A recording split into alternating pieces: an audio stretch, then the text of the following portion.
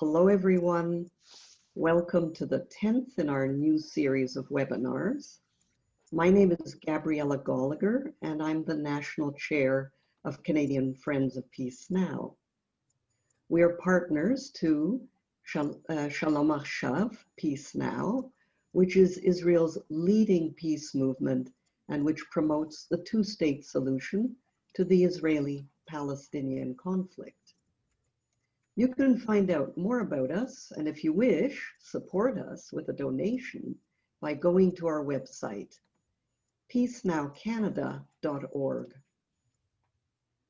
Tonight, we are very honored indeed to have as our guest, Judy Rudoren, the editor-in-chief of The Forward. Ms. Rudoren is an outstanding editor, a seasoned journalist, and an astute an analyst of issues that are top of mind for Jews everywhere these days. And The Forward is the most significant Jewish voice in American journalism. I encourage you to take advantage of their fantastic offer of a 6-month subscription for only $10 US. Click on the link in our webinar announcement or go to forward.com and send an email requesting the discount. Now here's a tip for Canadians registering for the discount. The form asks for a US zip code, and one of our board members went and just made up a zip code, 5 ones, and got there. So you can try that too. As always, we welcome your questions. I'd ask you to please type in your questions at any time during this webinar using the Q&A feature on the Zoom toolbar, which you will find at the bottom of your screen. Please don't use the chat for questions because I won't be monitoring the chat quite as closely. Now, our guest moderator tonight is Rabbi Stephen Garden, a well-loved Canadian rabbi and educator who also happens to have an American connection. Rabbi Garden, over to you. Thank you, Gabriella. It's certainly an honor to be invited to chat with Jody, whose work I've admired from afar, both as a subscriber to The Forward and a reader of the New York Times and other venues where she worked. But our time is short, and so I want to use the opportunity to start our conversation with our guest. The election has been completed, and the election has been completed, maybe still contested by some. But we have a lot of data about voting patterns. And so I think what I'd like to begin with is asking you to speak about some of the patterns that you've noticed about Jewish voting in this particular election. On the surface, it would seem that the American Jewish community votes Democratic, but we seem to know from the last election that's not a truism. So how would we understand the voting patterns for this past election? Thanks for the question, Rabbi Garden, and thank you so much for having me, Gabriella, for organizing this. And it's great to be able to go to Canada without leaving my couch. So it's nice to, I spent a lot of time in Canada in my last couple of years at the New York Times. I worked there for about 20 years. My last job was focused on building our international audience, and Canada was one of my main projects. So it's great to be connected again with you all. You know, it's a great question, and I think there are probably a couple different levels to answer it on. Your summary is correct. Jews have supported Democrats for overwhelmingly supported Democrats in our national elections, really basically for the last century. The lowest total was something like 40% for Jimmy Carter in 80 when he ran against, also there was a third party candidate, but in general it's been at least 2/3, 1/3 up to 3/4 to 1/4 of American Jews supporting the Democrat over the Republican candidate. And so that's interesting. President Trump did increase his percentage of Jews in 2016 from the prior election, or Hillary Clinton lost some Jews. But it wasn't really that significant a change. There was quite a lot of attention before this election about whether or not Trump had won over more Jews. I would say chiefly with a couple of lines, let's say. One had to do with his strong moves for the kind of right-leaning pro-Israel community, between moving the embassy to Jerusalem, cutting off aid to the Palestinians, at the end, very close to the end of the campaign, the Abraham Accords. There are a number of very overt ways in which he was a stalwart friend of the right-wing administration in Israel, and for a lot of Israeli Americans, for a lot of the right-wing support Zionists in our country, whether it be the Zionist Organization of America or otherwise, that was very appealing. And the second group of people that he tended to appeal to were Hasidic and ultra-Orthodox Jews, Haredi Jews, who really appreciated some of the things he did in terms of religious liberty. In both of these cases, the appeals were, I think, equally for Jews and for religious Christians, for evangelical Christians, for whom the same moves were very resonant and actually are a much bigger voting bloc and powerful political forces in our country. There were a couple of other strains of Jews that did support President Trump. Persian Jews in Los Angeles tended to support him. A lot of other immigrant Russian Jews here in New York, some other immigrants from kind of former socialist and communist countries. I think a lot of them were very interested in his kind of nationalism and populism. I think what happened at the end, where he seems to have lost some more ground among American Jews, was really a reaction to his handling of coronavirus. He seems to have lost some older people in general across the board. And I guess I will say maybe two other things, and then we'll get to your next question. One is that what's been interesting to think about our exit polls related to Jewish voters is to really, and other crosstabs and cross sections of, is to understand that most American Jewish voters don't really vote kind of with their Jewish part of their identity at the forefront. They definitely, every poll has shown they very rarely vote on obviously Jewish issues like Israel. But even to the extent, some would argue that many of them are secular or Reform Jews, they're social justice Jews, so voting around climate change or around healthcare, it can also be conceived as a Jewish values vote. But I think this time even more, I guess it was the election was just such an up or down referendum on President Trump. And one way that I think people did vote as Jews was there was certainly a backlash across the board against the various ways in which he tapped into anti-Semitism, anti-Semitic tropes, and galvanized white supremacists and the white nationalist forces that a lot of us fear. One more thing is that while Joe Biden and Kamala Harris did win overwhelmingly both Jewish voters and also really the leftist Jewish establishment leadership and organizations, many of those organizations were not thrilled with him as the choice. They are so frustrated with President Trump that they did work very hard for Joe Biden, but a lot of those folks were in the Bernie camp or the Elizabeth Warren camp earlier on and were not that happy with this very moderate nominee. And I think there's going to be some tension as the administration takes hold when what we see is most likely to be a very middle of the road Democratic kind of old style leadership, which is not what the most progressive Jews in America want. So following up on that, President Trump certainly changed the dynamic of how the United States interacted in the Middle East, and broke with the tradition established by almost every other previous administration with regard to the Israel-Palestinian issue.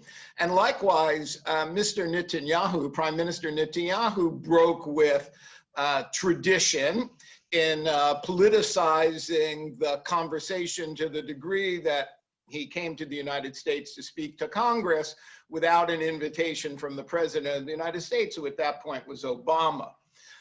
Do you see that the paradigm has shifted so significantly that perhaps with a Biden administration, which is you identified will be more normative, that there will be challenges in the relationship between Israel and the United States, assuming that there isn't a upheaval in Israel in terms of political leadership? Really a good question. And the only reasonable answer is, who knows? I'm not, I'm not in the business of predicting the future, but sort of analyzing the immediate past. But I think that it seems very clear that Joe Biden's administration will attempt to return to the kind of what they would say, what the diplomats would say is a status quo ante, right? Which is basically going back to what they had before. And the truth is, as I'm sure most people who come to a Peace Now event know, that there was not much difference between Republicans and Democrats in terms of State Department policy towards the Middle East for many, many years.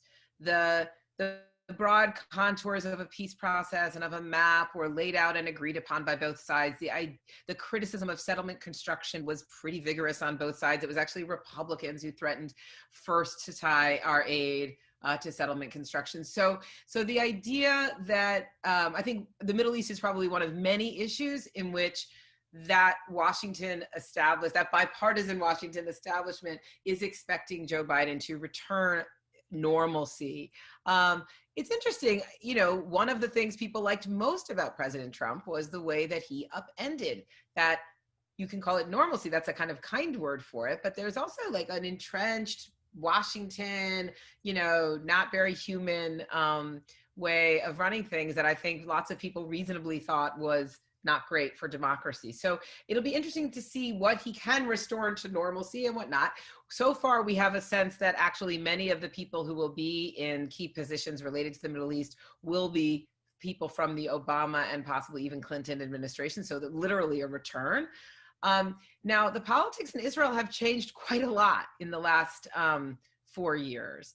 Some of that has to do with having this open door from the United States. No longer was the United States kind of a barrier to push up against on things like expanding settlements.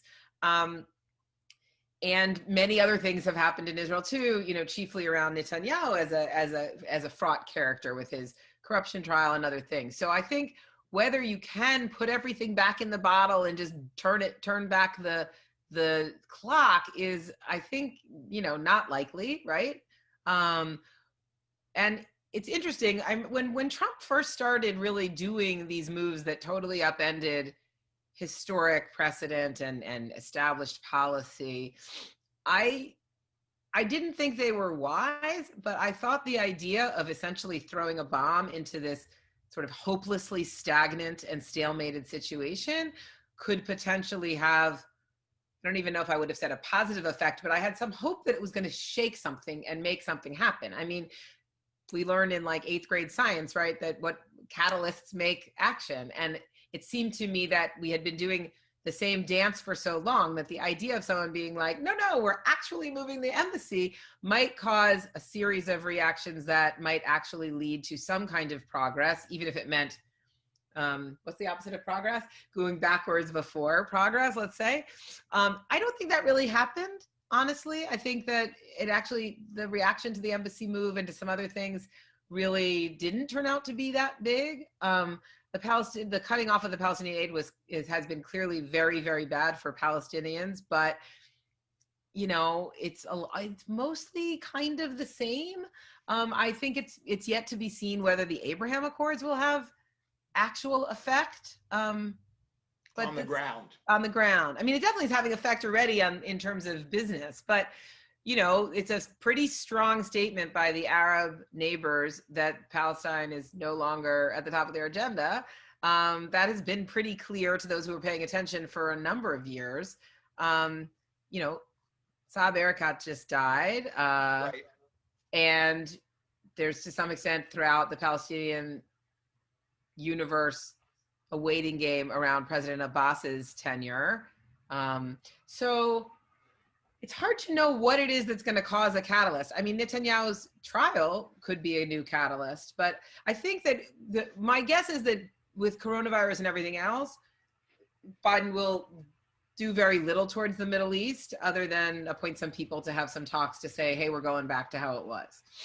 So I think we could spend the entire evening on the Middle East, and we may end up with one question about that. But looking at this election and how Jews voted and how you identified that the way Jews voted very often was related to how President Trump responded to events in the Middle East. Do you have any sense about whether the connection between American Jews and Israel itself has changed significantly in these last 4 years? And maybe I don't know if you misspoke or maybe I did, but I do not think any of the people who voted against President Trump or who voted for President Biden did so kind of in a negative way about what he did on Israel. Yes. If I said that, I didn't mean on Israel were a small segment of his supporters. Right. Most Jews, some left-wing Jews do appreciate some of what he did around Israel. It was just overshadowed by their concern about other things that he was doing. It was always hard with him to separate policy from personality. For sure. I mean, I do think that lots of left-wing Jews think what he did around Israel was bad, but there certainly are some pro-Israel Democrats who struggled a bit. And we actually ran a column, I'll see if I can put it in the chat in a bit. It was maybe 3 or 4 weeks before the election, right after the UAE deal was signed or was announced. And it was written by a guy who said, I was definitely voting for Joe Biden, but now I'm really torn. I really believe this is good for Israel. I'm a Zionist. I really don't like what Trump did on all these other things. And I'm torn. So the Middle East did, for some Jews in America, have give them some pause to think about how they would vote. Yeah, I'm not sure I would even say that, Rabbi. I'm sorry to be cutting it so finely. That's okay. I think that there is a large-ish group of Republican-leaning, conservative, often religious, strongly pro-Israel people who really thought what he did on Israel was great and who used that. They may have liked most of the other things that he did. They certainly liked that enough to overshadow anything they didn't like. And they tried to use that to convince other pro-Israel Jews to support Trump despite X or Y. So let me try the question in a different way. Polls seem to indicate that Israelis overwhelmingly preferred Trump to Biden. Yeah, that is Israelis. And what I'm more interested in seeing your analysis is, now that at least for the next 4 years, Trump isn't president, we can't project beyond that, whether having a new president who may return to more traditional modes of behavior will cause a greater rift between American Jews and Israelis. Yeah. My intention. The short answer is I don't think so. Okay. Israelis and American Israelis have, for the whole time there have been polling, supported Republican presidents in about the same proportion that American Jews supported the Democrats. So I'm not sure it's as long as there have been polling, but certainly back to like the Clintons. Clinton era. And, it's not that interesting why that is, honestly. American Israeli voters who have made Aliyah, the only thing they really care about America, or the biggest thing, is policy towards Israel. American Jews who live here care about Israel, but it's one of many things. And so it's not that surprising, really, in the end. But your question is really not, exclusively about who's in the White House or about elected politics at all. It's really about a generational change that we've seen in this country that I think is the combination of a few factors that come together to really raise new questions about our relationship with Israel. And I think that basically we have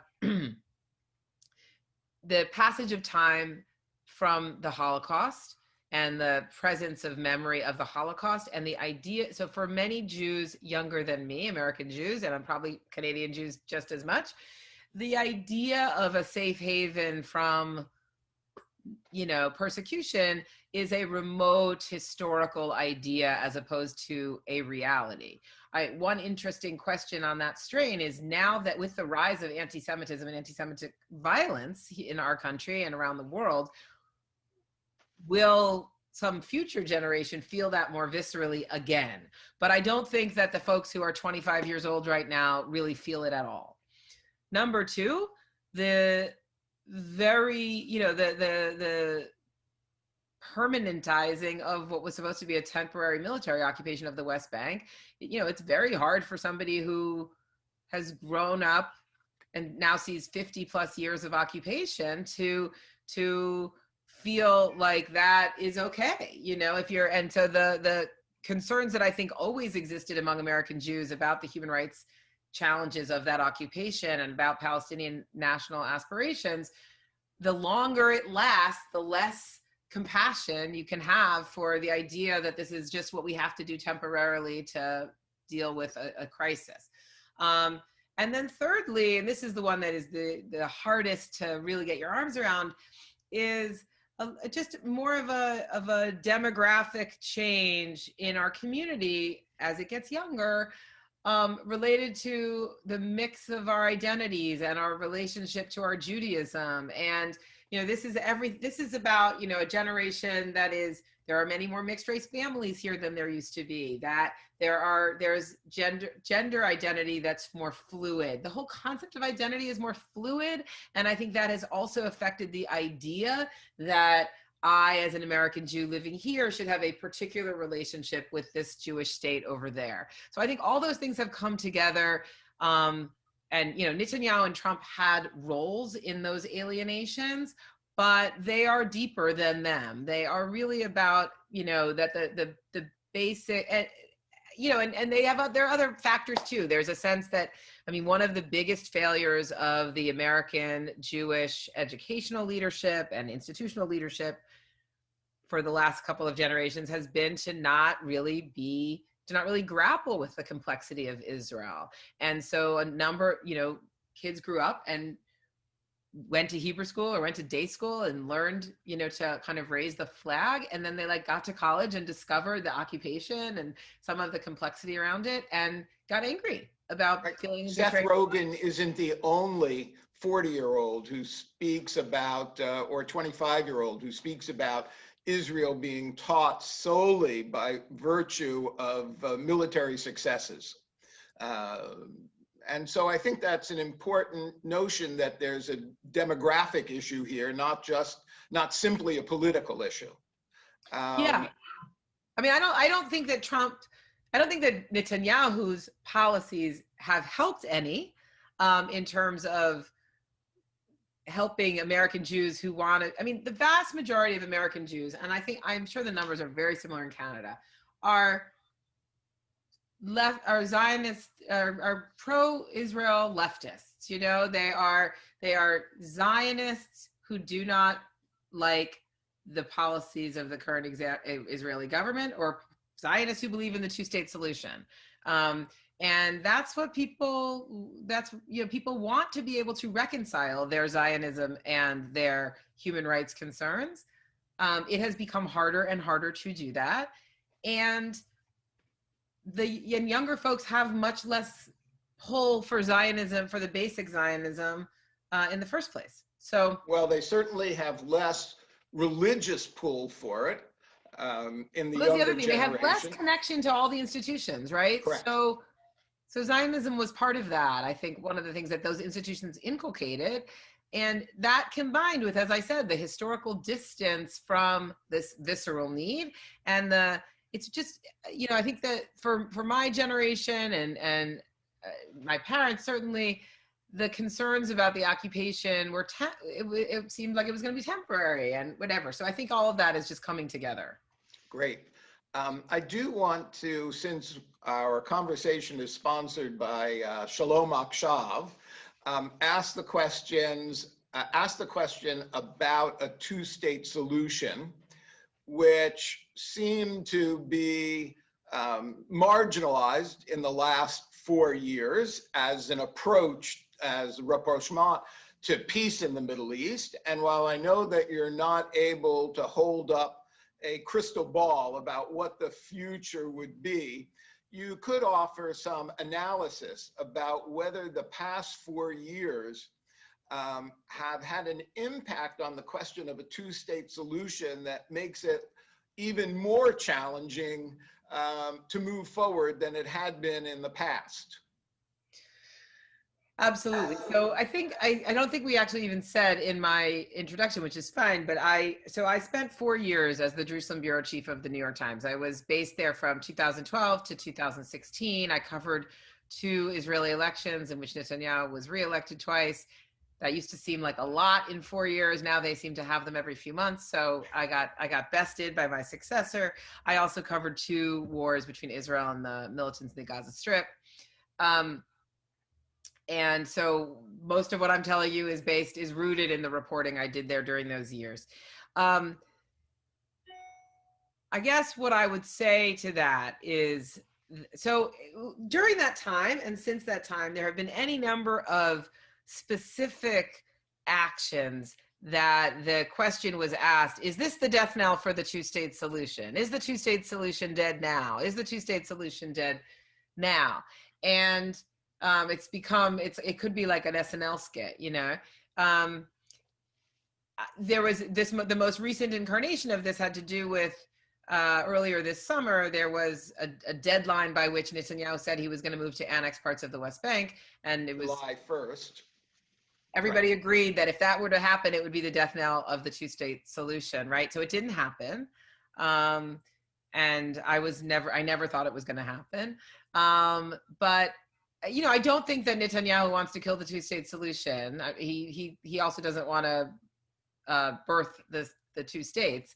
But I think he knows, and I think every smart, I don't know anyone who's deep into this who doesn't really basically believe that the only solution to the conflict, or at least the only one that involves a Jewish state surviving, is a 2-state solution.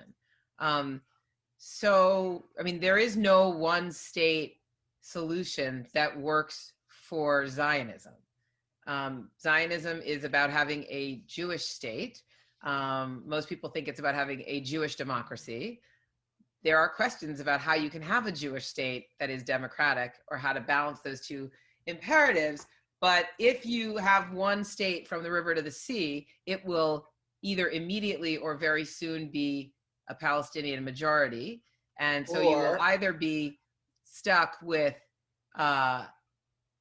some kind of apartheid type system where Jews rule over Palestinians who don't have rights, or you will be living in Palestine. And most Israeli Jews do not want to live in a Palestinian state. They want to live in a Jewish state, and they will leave.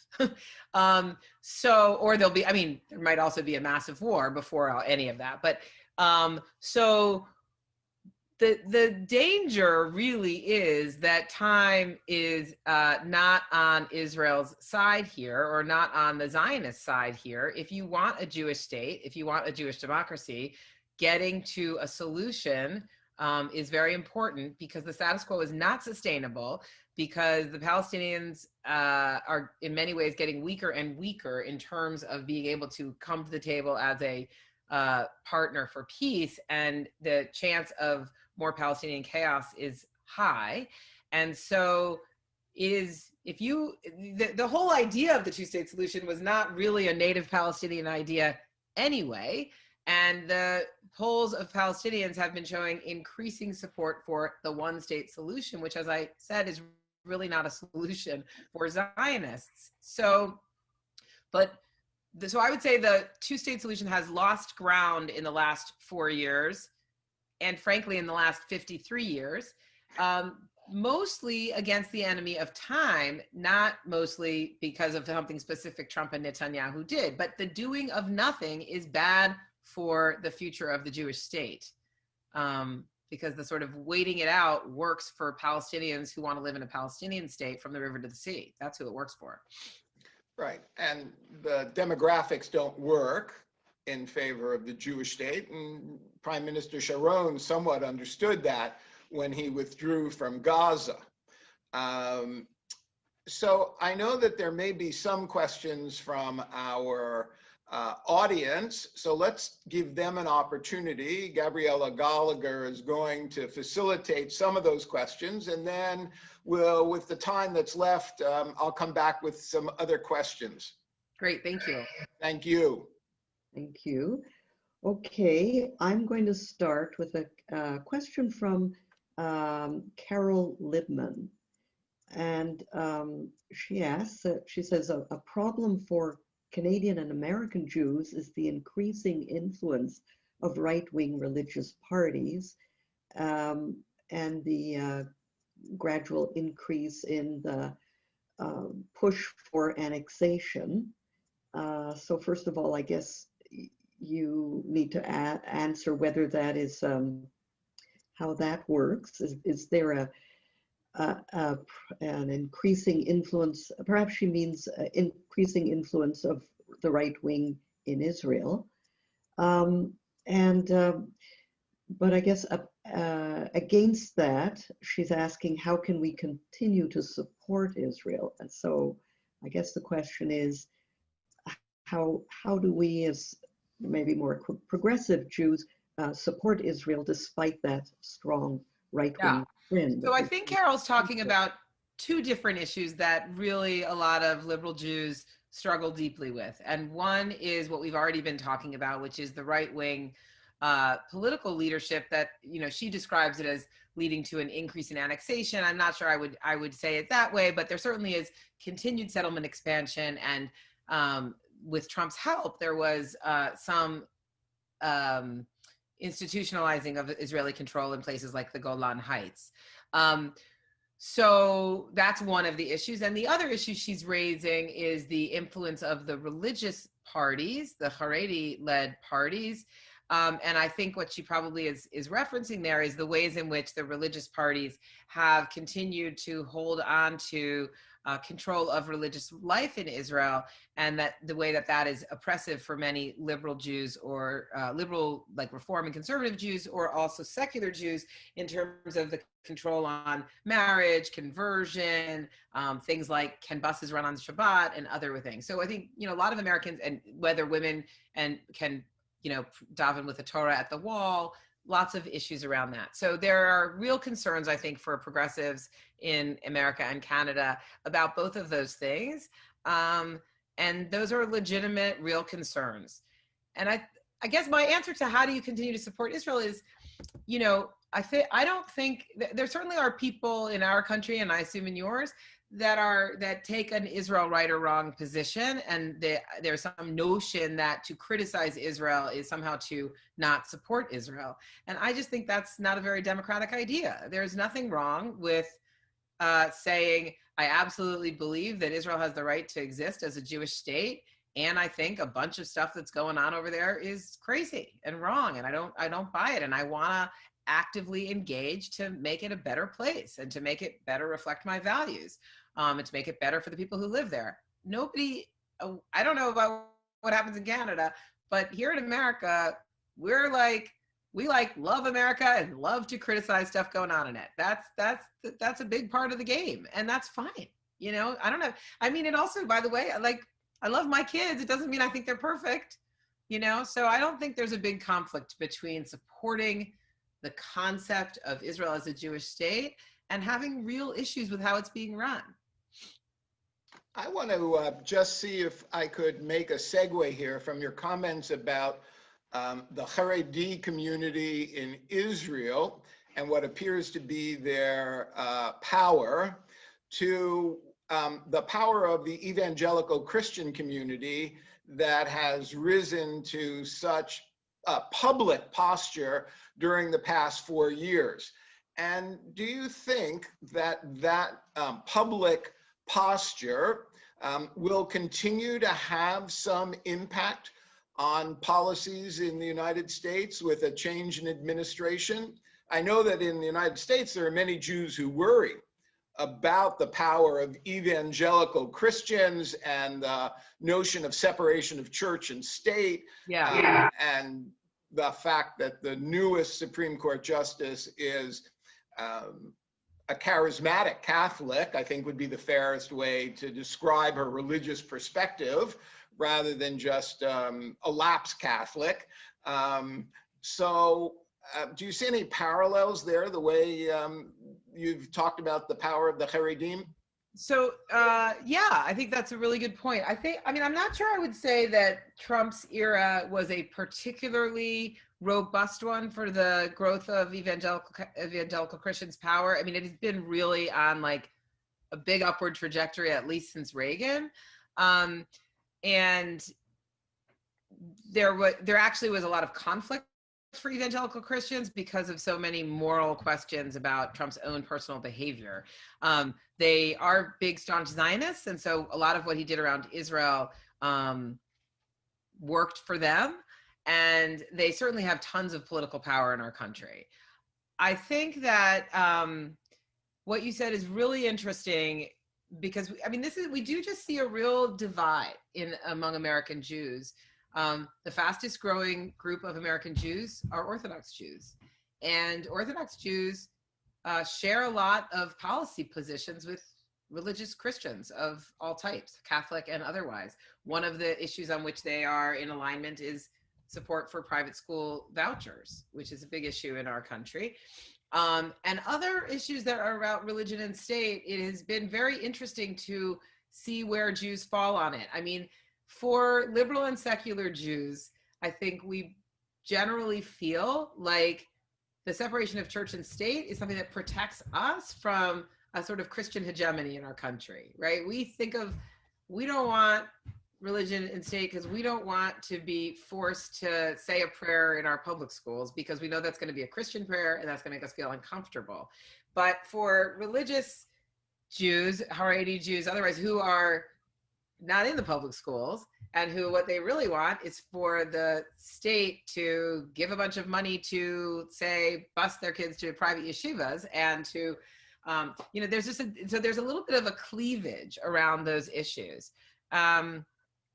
I think it will absolutely be a continuing concern. It's actually pretty interesting. You talked about Amy, I think your description of Amy Coney Barrett, Justice Barrett, is accurate. It's interesting, our president-elect is also a very serious Catholic, very engaged Catholic. I'm sure he's much more of a like social justice Catholic, liberal Catholic. Right. But I thought he gave a great speech on Saturday after he was confirmed as the president-elect. I thought it was one of the best speeches I've ever heard him give. At the end, and he quoted Kohelet, which was very nice, to everything there is a season. And this is a season time to heal. And I, wrote very admiringly of that. He then he read a hymn on Eagle's Wings, and I don't know about you, but I felt a little cringy about it. It's a very Christian prayer.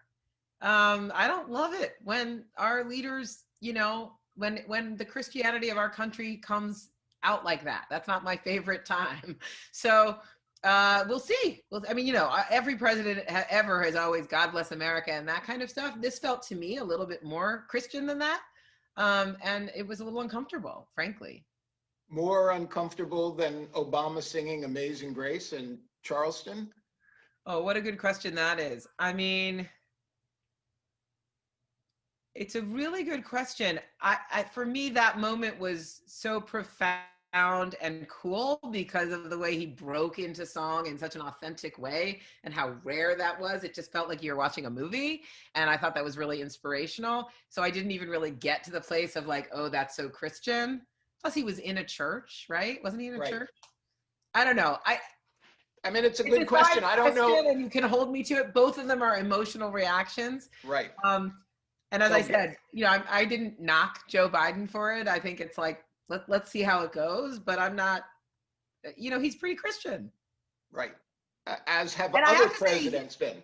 And look, it was an important part of his election. And I thought of, you know, he's not the best campaigner in the world. There were numerous things during the Democratic convention of sorts.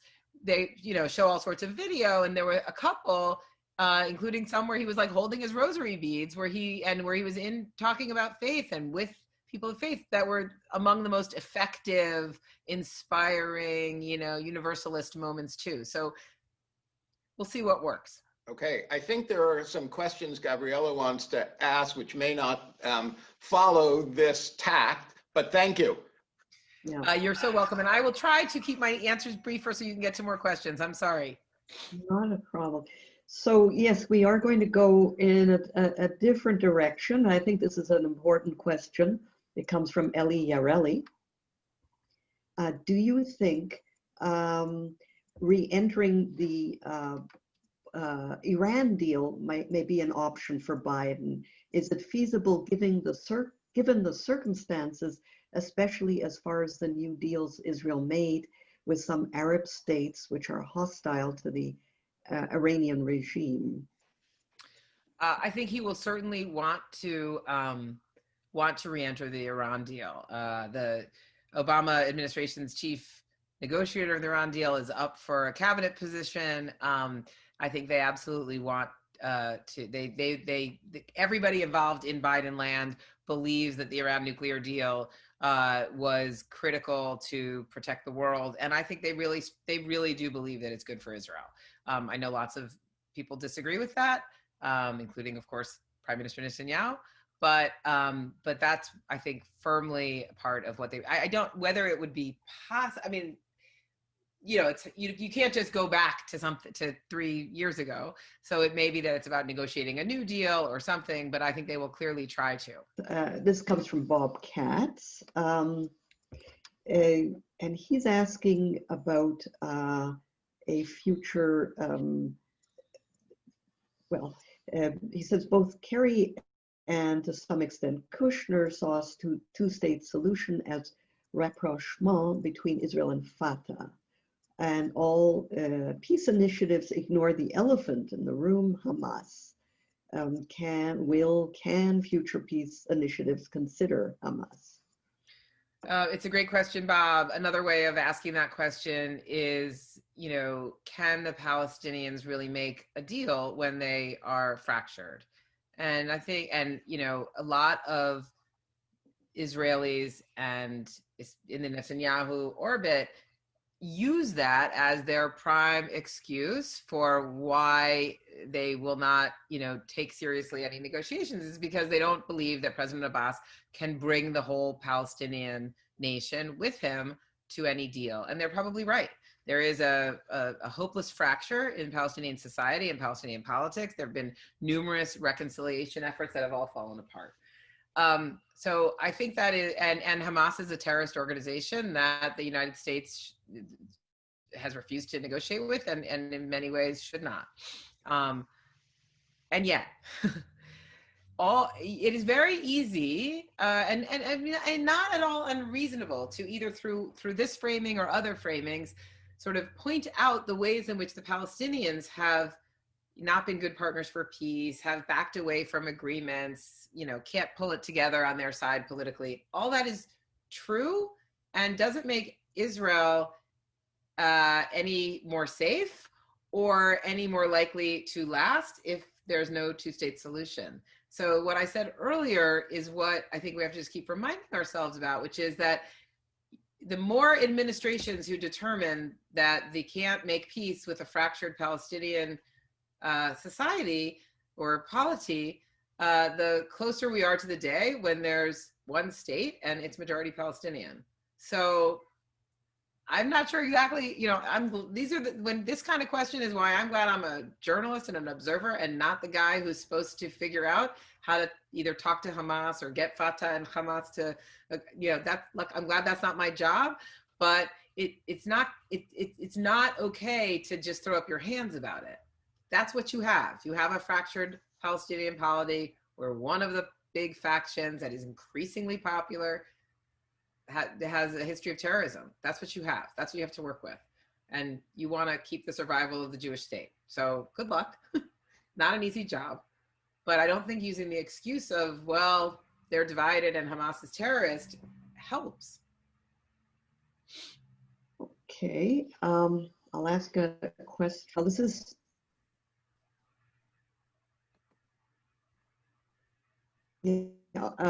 probably another go beyond journalism, but it comes from Noga Vilosny, and she's saying that most Israelis supported Trump in moving the American embassy to the capital, to Jerusalem, and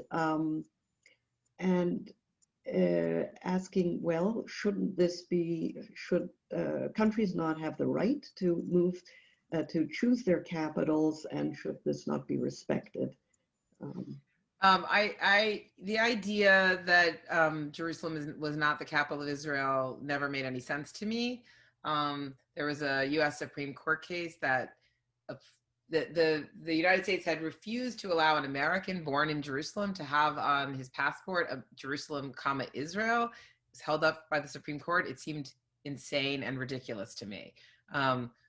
Whether or not East Jerusalem or Jerusalem itself also someday becomes the capital of Palestine, it is currently now the capital of Israel. It is the seat of government. It has always been. And yes, I do believe that countries have the right to decide where their capital is.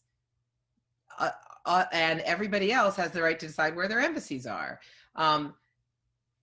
When they all decided to put their embassies in Tel Aviv, it was on the idea that they were in a particular temporary moment in which there was a temporary military occupation. It seemed like there was going to be a peace process. And there was an idea that nothing should be decided until everything was decided, and that the final status of Jerusalem had to be determined before anybody would move their embassies there. That, the longer this dragged on, the sillier that seemed. As I said, when they moved the embassy, the world did not fall apart. And it is no surprise to me that everyone now thinks it's no big deal. But the embassy being in Jerusalem doesn't make Israel any less responsible for resolving the conflict in order to preserve itself long term. It doesn't erase the fact that if you don't resolve the conflict and if there is no Palestinian state, that Palestinians will be the majority in the one state between the river and the sea. I'm sorry to keep repeating myself, but we can have our embassy in Jerusalem, and when there's one state and it's a majority Palestinians, it will be the embassy to Palestine. I mean, so I don't think it doesn't change the facts, the big picture facts on the ground. I don't have a huge problem with it being there. I think, and neither does really anybody else in the end. Obviously, a lot of Palestinians do, but the point was that the move was aggressive because of the way it upended decades of our policy, and because of the way it undermined the American historic role as an honest broker between the two sides. It seemed like they were really taking sides. Now, it turned out to be just the first of many even more clearly one-sided gestures. I mean, when Trump closed the PLO mission and cut off aid to the Palestinians, those were even more one-sided. So, I don't think the embassy move turned out to be as big a deal as everybody thought it was going to be. But Noga's view that Israel has the right to decide its own capital isn't really what that embassy move was about. Okay, we are going to go into something different, but also a very interesting question. This comes from Stacy Nunes, and wondering whether abortion is an issue for Jewish voters. And does it push voters towards the Republicans or away from the Republicans?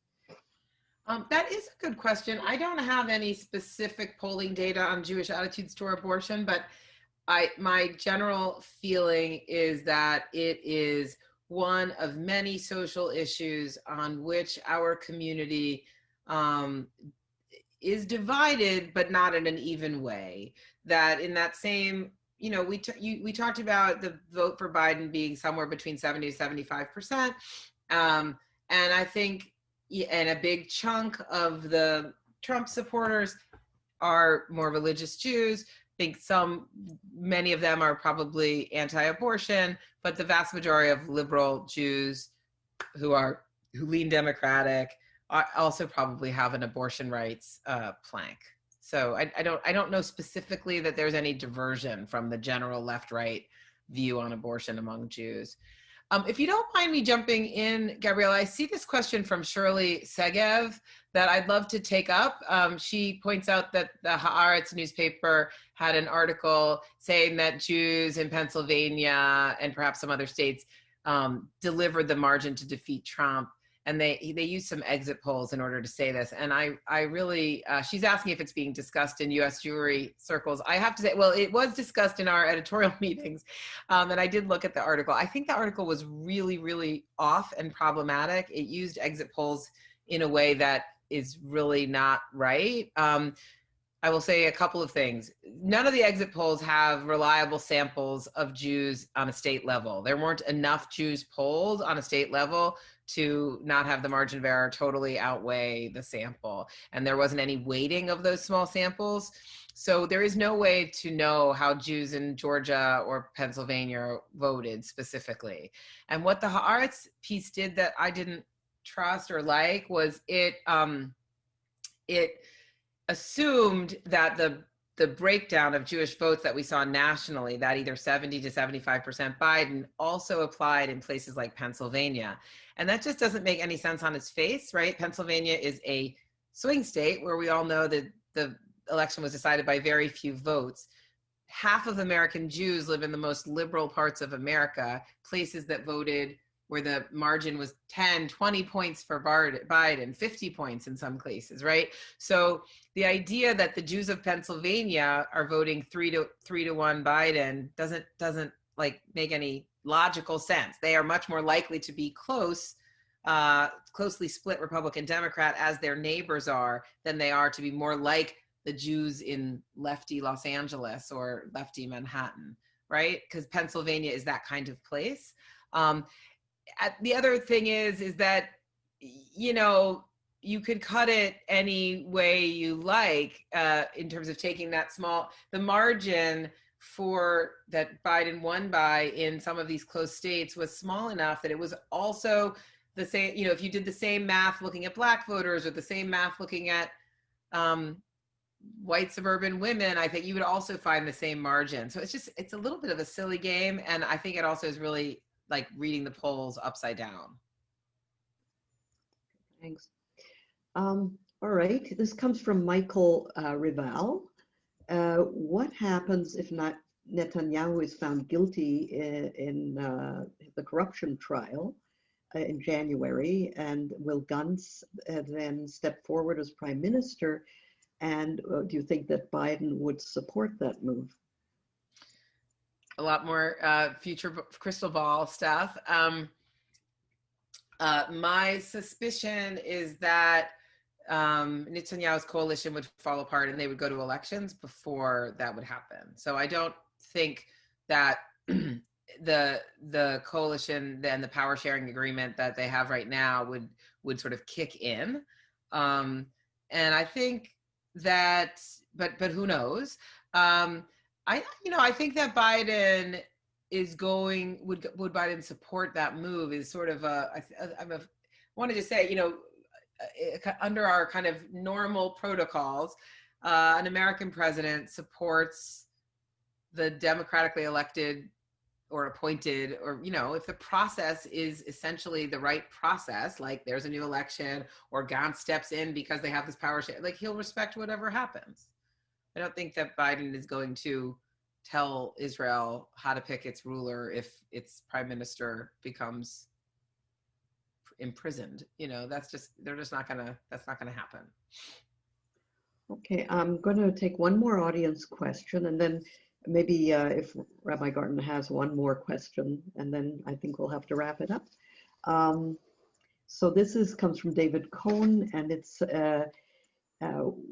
what does sort of maneuver room does Biden have to slow down settlement expansion if he's not in favor of sanctions the way Bernie Sanders would be? So, yeah.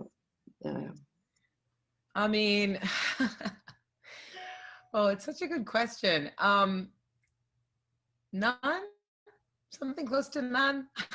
I mean, so it's like for years and years, the American president or State Department would basically issue a statement every time there was more settlements or an announcement of settlements. And it didn't do anything really to stop settlement construction. I mean, there were a few times where threatened UN action kind of slowed it a little, but essentially settlements have been expanding really steadily. And by the way, under Labor prime ministers and under Likud prime ministers, Netanyahu has certainly done a lot of settlement building, but not terribly much more than his predecessors, at least according to a piece I wrote in 2015. So it's possible it's changed radically since then, but I think probably not. It's just funny to answer that question now because it also, I mean, one of the things that's just the reality we have to wake up to is just,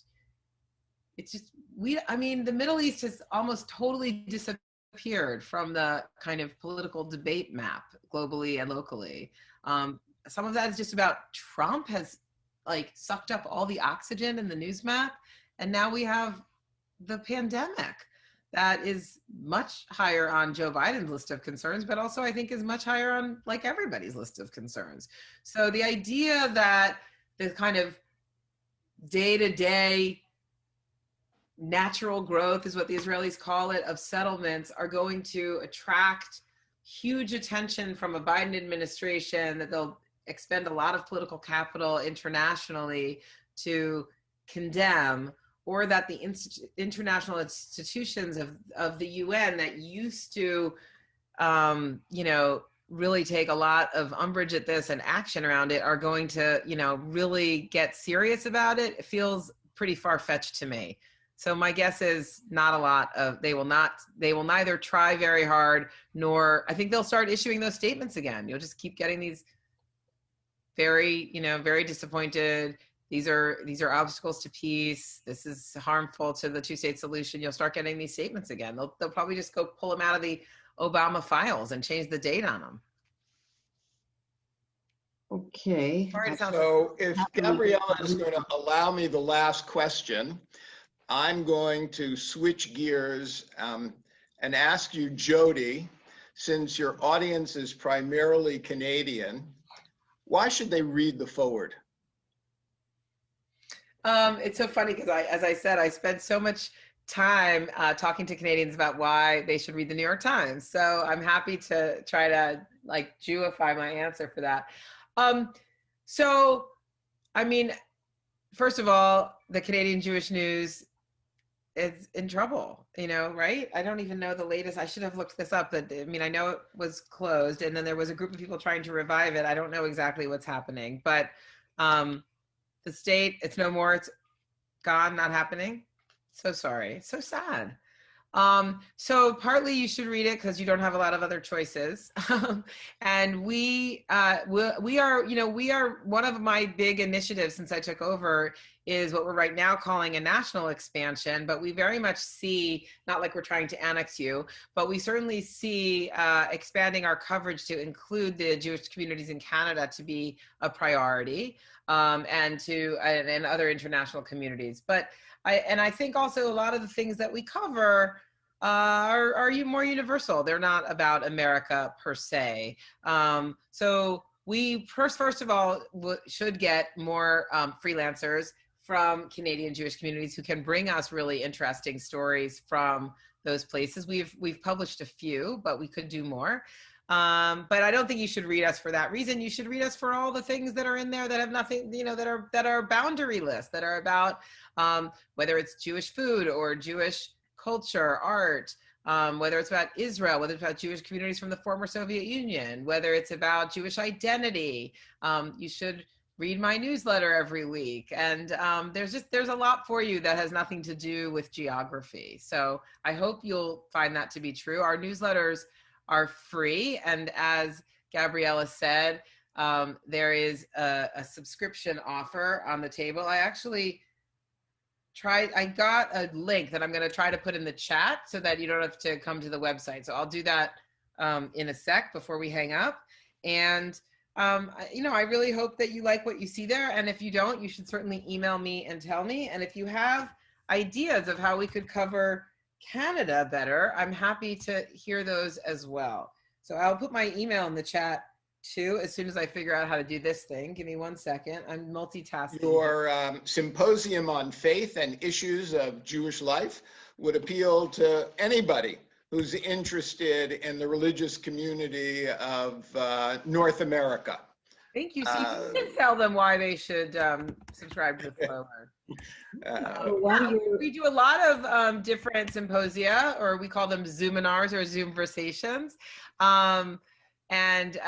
They're not particular to, we went, there's just so much in the Forward that's so different. One of the things I did before we got all, like this summer during Elul, we ran a series of 18 interviews with rabbis and other scholars tackling 18 questions about Jewish questions about God. Each article, it was by my colleague Abigail Pogrebin, who's a great interviewer, and she interviewed all these different people about, like, does God love us? Does God punish us? Does God's gender matter? And, like, obviously where you live doesn't affect that. I have to say, at our Zooms that we, when we do these Zooms, we always ask people to kind of say where they're signing in from in the chat. And it's like Australia and France and Nigeria and Israel. And so, we don't care. That's one of the great things about being digital. We love having readers around the world. Well, thank you very much. I'm sure that all of our participants have learned a great deal and have had some insights that perhaps they hadn't had before. Shalom Akshav, I appreciate your asking me to moderate, and I know Jody appreciates you asking her to be wise and share her wisdom with all of us. And Jody reminds us she even has Yiddish, holding it to its roots.